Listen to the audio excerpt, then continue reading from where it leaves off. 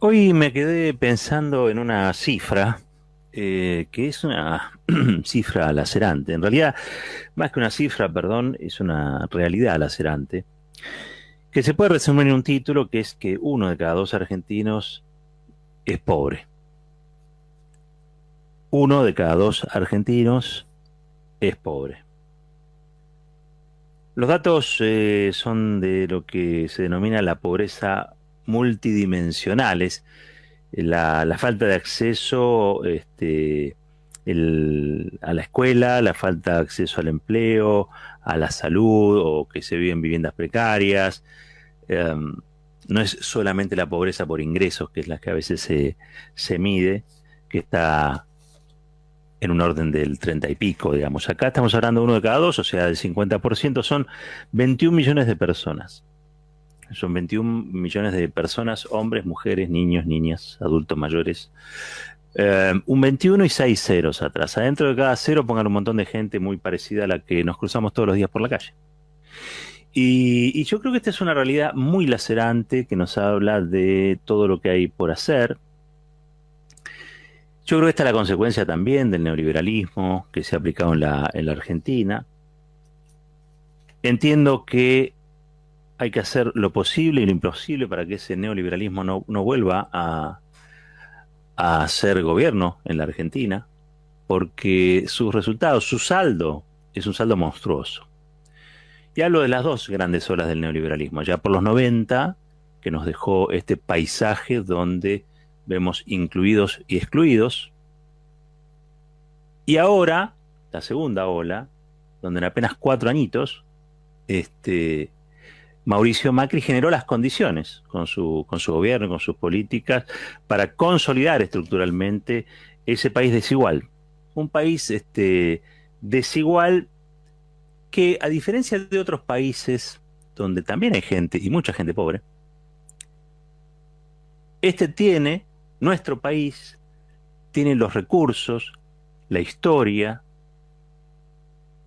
para no ofrecer una realidad tan lacerante como la que describimos, ¿no? Es decir, esto no es una isla en el medio de la nada, donde probablemente por situaciones catastróficas, ciclones, tornados, y porque no hay nada que hacer en la isla, digamos, la gente se muera de hambre. No, no. Nosotros tenemos un país con, ustedes saben, muchísimos recursos, y también tenemos un país donde hay una minoría muy privilegiada, que es la que trabaja para que el orden tal como está establecido, este orden económico, este orden social, no cambie. Yo no les creo a esos que dicen todos queremos lo mismo, es mentira. Porque en el todos queremos lo mismo nos estamos olvidando de que algunos festejan mientras uno de cada dos argentinos es pobre. Digo, algunos festejan nuevos ingresos, nuevas tasas de rentabilidad, posibilidad de fugar divisas, acceso a cosas que la mayoría de las veces ya ni les hacen falta. ¿Cuántos inodoros de oro querés tener en tu casa, no? Pero digo, me parece a mí que también el neoliberalismo genera una insensibilidad general. Y las conductas también pueden estar preñadas de esa insensibilidad a veces. Porque claro, hay, como en cualquier situación catastrófica, se impone el negacionismo, lo hemos visto con la pandemia. Pero también pasa con la pobreza. No estoy diciendo que la gente o haya gente que odie a los pobres, no lo sé, seguramente hay, seguramente hay. Lo que estoy diciendo es que uno la termina naturalizando, ¿no?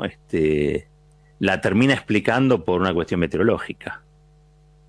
No le pone a la pobreza la explicación de, por ejemplo, ser la consecuencia de estructuras oligopólicas, monopólicas, de que esas estructuras oligopólicas y monopólicas al interior, incluso a veces hasta de movimientos populares, tienen una representación que hace imposible la transformación, es decir, juegan al orden conservador. Yo creo que la gran grieta en la Argentina es esa, ¿no? No es entre pobres y ricos, esencialmente, sino entre aquellos que quieren conservar un orden injusto y aquellos que lo quieren transformar. ¿Qué pasa, digo, cuando uno ve que hay 21 millones de compatriotas que no tienen acceso a cosas de las más elementales. ¿Qué se pregunta?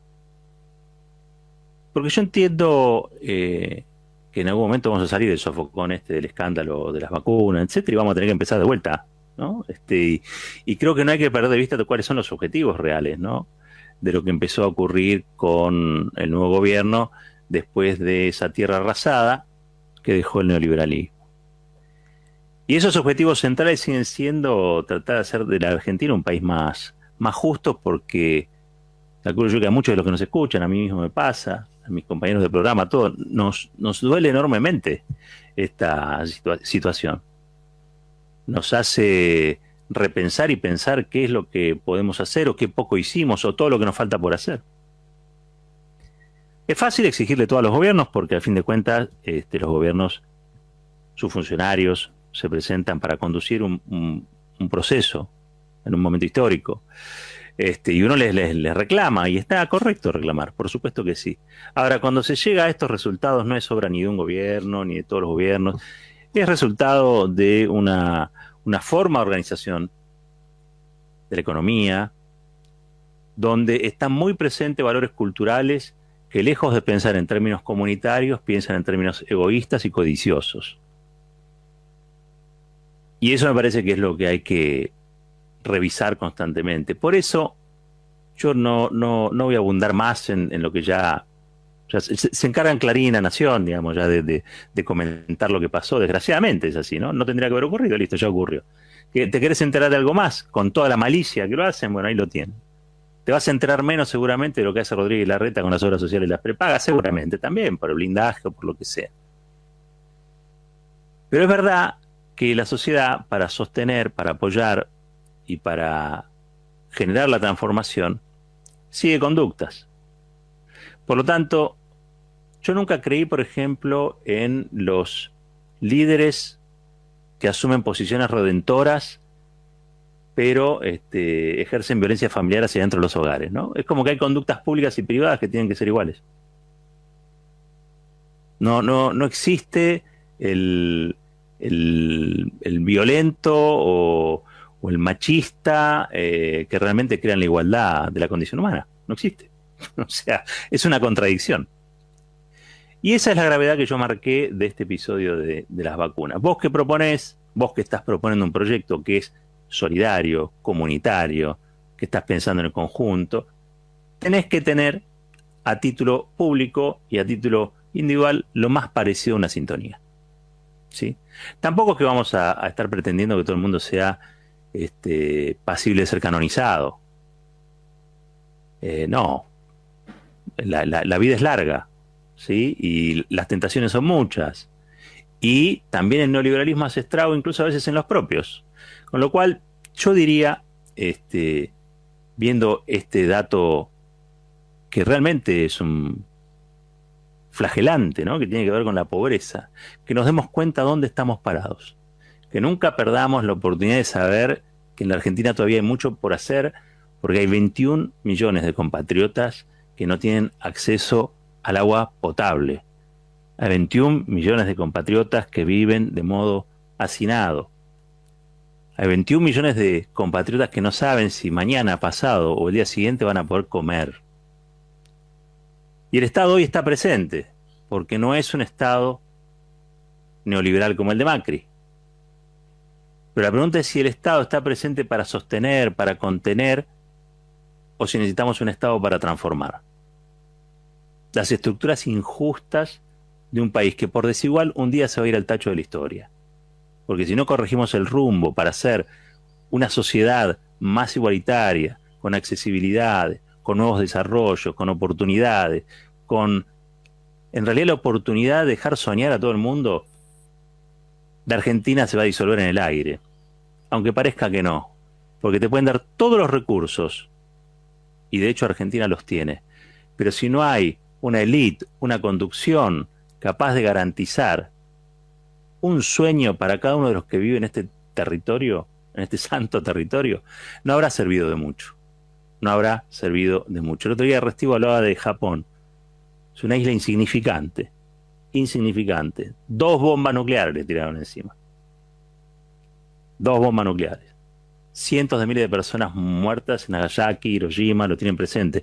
Y me acordaba ahora también de lo que fue en su momento Fukushima, ¿no? El tema nuclear allí, de después de un tsunami.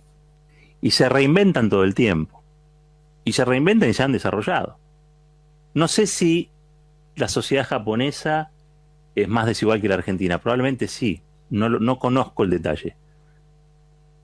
Pero vos la ves que es una sociedad que avanza.